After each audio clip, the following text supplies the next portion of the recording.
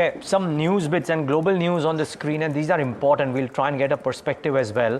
But US is going to increase the levy on Chinese semiconductors to 50%. It will affect about 18 billion worth of current annual imports. More importantly, it's not just restricted to semiconductors. There is sweeping tariffs on Chinese chips, minerals, EVs, and more. Now, we know that there is a tariff war of sorts on.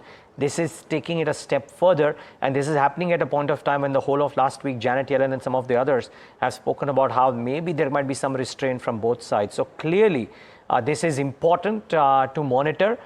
Extremely important step from a global perspective, and at some point of time in the show, we'll try and get in a global perspective too.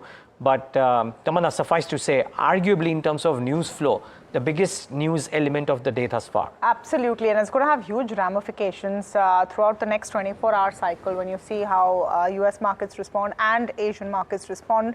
I just want to put it in the context of the huge election battle which is coming up. Remember Biden, and I'm sorry, I know we're talking only about Indian elections right now, but the big election that the world will be watching is later this year between Biden and Trump. Trump's position as hard on China, tough on China is very clear.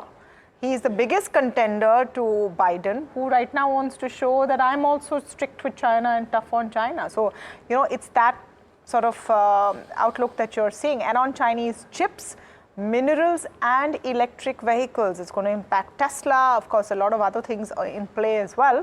But the fact that you're going to increase levy on Chinese semiconductors by 50% is a huge quantum jump over there. Very large. And like we said, viewers, whether this has, at least both of us believe there will be ramifications. What kind of ramifications is something that we'll get in a global guest to kind of talk about. But